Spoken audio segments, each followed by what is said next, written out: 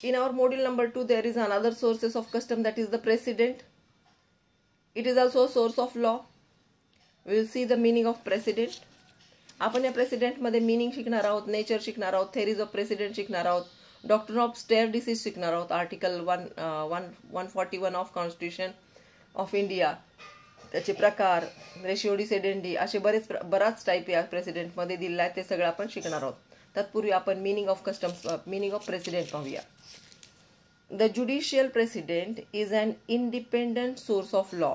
Judicial president हा independent source of law आहे, तो कशावरही अवलंबून नाही. And it is historically more important in England. आणि historically हा जो कायदा आहे तो इंग्लंडमध्ये इम्पॉर्टंट आहे.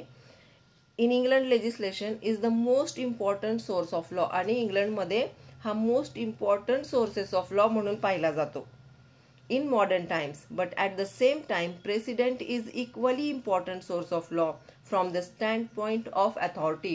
हा जो प्रेसिडेंट आहे, हा जो सोर्स आहे, हा अथॉरिटी कडून आलेला आहे, त्यामुळे हा खूप इम्पॉर्टंट आहे.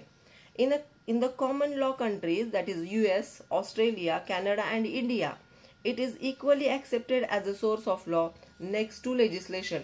लेजिस्लेशनला जसं आपण सोर्स ऑफ लॉ म्हणून ऍक्सेप्ट केला आहे, त्याचप्रमाणे प्रेसिडेंटला सुद्धा जे कॉमन लॉ कंट्रीज आहेत, जसं की युनायटेड स्टेट्स ऑफ अमेरिका आहे, ऑस्ट्रेलिया आहे, कॅनडा आहे किंवा इंडिया आहे, या ठिकाणी हे as a sources of law म्हणून प्रेसिडेंट ऍक्सेप्ट केलेलं आहे.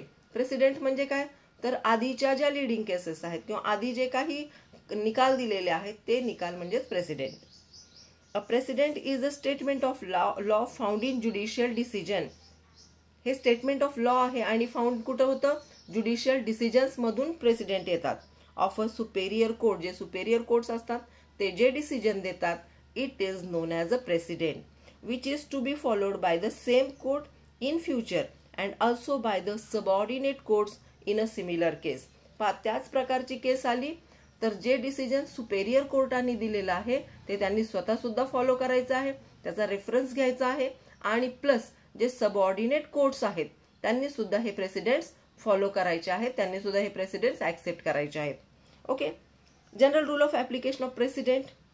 Each court is bound by the decision of the courts above it. हा नियम आपल्याला माहिती आहे की प्रत्येक कोर्टाने, हा सुपेरियर कोर्टाने दिलेल्या आज्ञेचा बंधनकारक असतं, त्याच्यावर ते बाइंडिंग असतं.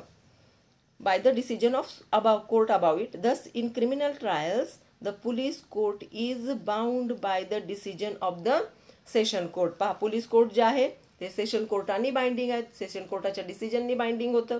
High court and the supreme court. Police कोर्टावर कुणाकुणाचे अधिकार आहे, session court, high court and supreme court, ह्या सगळ्यांचे डिसिजन्स पोलीस कोर्टावर बाइंडिंग आहेत. JMFC कोर्टावर सुद्धा ते बाइंडिंग असतात.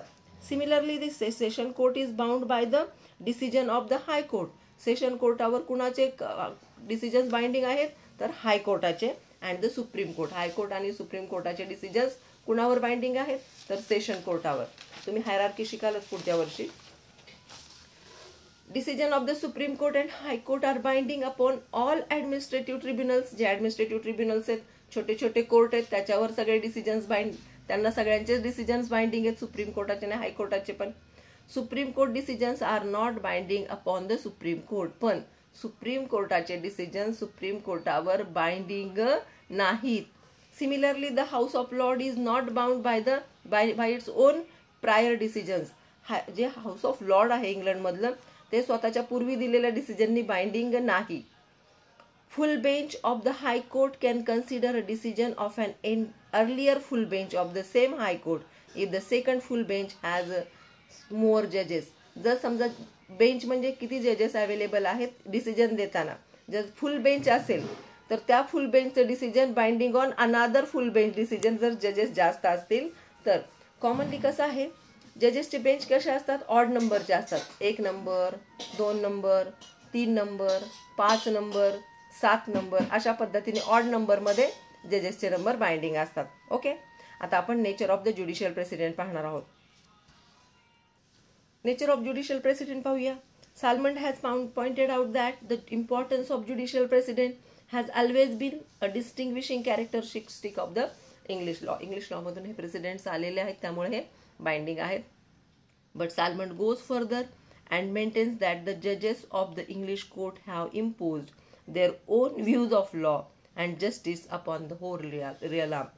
म्हणजे त्याचं असं मत आहे की जे जजेस आहेत ते आपले जे डिसिजन्स आहेत किंवा त्यांचे जे डिसिजन्स आहेत ते काय करतात, their own views of law and justice upon the whole realm. ते जे डिसिजन देतात त्याच्यावर त्यांचं जस्टिस, ते त्याच्यावर त्यांचं इम्प्रेशन असतं, त्यांच्यावर त्यांचं अधिकार असतो किंवा ते स्वतःचं व्ह्यू टाकतात त्याच्यामध्ये. ते डिसिजन देताना स्वतःचे व्ह्यू मांडतात. एक केस डिसाईड करताना ते स्वतःचेच व्ह्यू त्याच्यामध्ये जास्त प्रमाणात देतात, असं सालमंडचं मत आहे.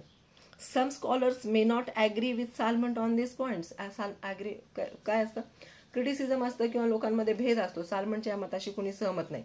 तरी पण सालमंडचं मत काही अर्थी बरोबर आहे, कारण जजेस जेव्हा डिसिजन देतात एखाद्या केसमध्ये तर ते बरेचसे गाईडलाईन देत असतात, स्वतःचे व्ह्यूज मांडत असतात त्या केस थ्रू. फॉर एक्झाम्पल एखादी साधी केस असेल, रेप केस आहे, तर ते खूप सारे डायरेक्शन्स पण देतात वेगवेगळ्या बाबतीमध्ये. आणि आपण आतापर्यंत जेवढ्या केसेस पाहिलेत तर ते जर नीट वाचल्या तर बऱ्याच वेगवेगळ्या पद्धतीचे डिसिजन्स, म्हणजे तो सब्जेक्ट सोडून दुसऱ्या विषयावर सुद्धा ते काय करतात, आपले व्ह्यूज मांडतात. बऱ्याच आत्ता सुद्धा त्या केसेसमध्ये बऱ्याचशा असंच होत जातं. जेव्हा आपण डिसिजन प्रॉपरली वाचतो त्यावेळेस आपल्याला कळतं की विषय तर आहे तोच, पण विषयाशी संलग्न जे काही येणार आहे त्याच्यावर सुद्धा हे जजेस आपले व्ह्यूज मांडत असतात. ओके, सो बऱ्याच लोकांनी त्याच्यावर क्रिटिसाइज केलं आहे की हे व्ह्यू बरोबर नाही. Judicial precedent is accepted as a purely constitute in nature and never abrogative. पहा, ज्युडिशियल प्रेसिडेंट्स आहेत ते ॲक्सेप्ट करावे लागतात, त्याच्यामध्ये कुठलंही रद्द करता येत नाही किंवा बदल करता येत नाही. जसे आहेत तसे ज्युडिशियल प्रेसिडेंट्स वापरले जातात. It can be created law but can not alter it. ते नवीन कायदा बनवू शकतात पण तो कायदा बदलू शकत नाहीत. द जजेस are not at liberty to put their own view in place of a settle rule of law. Salmond म्हणतो की ते स्वतःचे व्ह्यू मांडतात, बाकीचे लोक म्हणतात की ते एवढं पक्क असतं, ते एवढं डिसिजन ठाम असतं की त्याच्यामध्ये जजेस ते अल्टर करू शकत नाहीत, बदलू शकत नाहीत, can not alter it. Okay, the जजेस are not at liberty to put their own views in place of a settle rule of law. They can only fill the gaps and remove imperfections in the existing law. बाकीचे लोक म्हणतात की जजेस फक्त त्यातले gaps fill करतात, त्या कायद्यामध्ये राहिलेले जे काही छोटे ड्रॉबॅक्स आहेत ते फील करू शकतात. त्या पण एक्झिस्टिंग कायदा आहे तो बदलू शकत नाही किंवा स्वतःची मतं सुद्धा त्याच्यामध्ये मांडू शकत नाही. Whenever there is a gap they make the law. जिथं कुठे गॅप असेल त्या ठिकाणी ते कायदा बनवतात. Judicial law is always a reinterpretation of principles in the light of new fact. Judicial precedent हे रिइंटरप्रिटेशन आहे, कायद्याचाच पुन्हा एकदा अर्थ लावणे आहे. In the light of new fact, नवीन ज्या फॅक्ट्स आल्यात त्याच्यामध्ये पुन्हा एकदा रिइंटरप्रिटेशन केलं जातं डिसिजन्सचं. Reinterpretation of principles in the light of new facts. जजेस always modify or extend and sometimes restrict the principle. जजेस कधी कधी ते प्रिन्सिपल मॉडिफाय करू शकतात किंवा ते एक्सटेंड वाढवू शकतात किंवा समटाइम्स रेस्ट्रिक्ट करू शकतात की हे प्रिन्सिपल इथं या केसमध्ये लागू नाही. इट इज द प्रेसिडेंट, म्हणजे जे आधी काही डिसिजन्स दिले गेलेत, आधी जी काही तत्व मांडली गेली आहेत त्याचा वापर आपण नवीन केसेसमध्ये करतो, नवीन केसच्या सोल्युशन्समध्ये करतो. It is known as the precedent. So in the legal history we may find that the courts has rejected declaratory theory while interpreting equity. Salmond said that we must admit openly that presidents make law as well as declare it. पहा, declaratory थेअरीमध्ये सांगितलंय की presidents काय करतात, नवीन law declare करू शकतात. Lord Denning has said that the truth is that the law is uncertain, it does not cover all the situation that may arise. कायदा हा कसा आहे, अनसर्टन आहे, सगळ्या सिच्युएशन तो कव्हर करेल असं नाही, डेनिंग म्हणतो त्याला. Time and again practitioners and जजेस are faced with new situation. पाहता, प्रॅक्टिशनर आणि जजेस हे नेहमी नवीन सिच्युएशन फेस करत असतात. त्याच केसेस, त्याच टाईपची केस असेल तरी ती तशीच केस नसते, त्याच्यामध्ये नवीन सिच्युएशन्स असतात, नवीन घटना घडलेल्या असतात. So here are faced with new situations where the decision may go either way. मग डिसिजन कसं जाऊ शकतं, आधीच्या पद्धतीने जाऊ शकतं किंवा एखादं नवीन डिसिजन एखाद्या केसमधून निर्माण होऊ शकतं. No one can tell what the law is until the court decide it. कोर्टाचं जोपर्यंत डिसिजन होत नाही तोपर्यंत कायदा काय हे नक्की सांगता येणार नाही. द जजेस डू एव्हरीथिंग मेक लॉ. जजेस काय करतात, नवीन कायदा बनवण्यासाठी किंवा कायदा चांगल्या पद्धतीने करण्यासाठी जजेस सर्वतोपरी प्रयत्न करत असतात. Precedents help to make new principles to meet the needs of the present. आत्ता जी सिच्युएशन आहे त्या सिच्युएशनला हँडल करण्यासाठी प्रेसिडेंट बऱ्याच अंशी हेल्प करतो. फॉर एक्झाम्पल, एखादी केस आधी झालेली असेल किंवा त्याच्यामध्ये काही तत्व मांडलेले असतील तर ती तत्व आत्ताच्या केसेसला लागू पडतात. फॉर एक्झाम्पल आहे, निर्भयाची केस आहे, रेपची केस आहे, त्या केसमध्ये जे काही तत्व मांडली गेली, त्या केसमध्ये जे काही प्रिन्सिपल्स मांडले गेले, त्या केसच्या सिच्युएशनमध्ये जे काही केलं गेलं, आधीचे प्रेसिडेंट तर त्या केसमध्ये वापरले गेले, बट इट इज बिकेम नाव लीडिंग केस.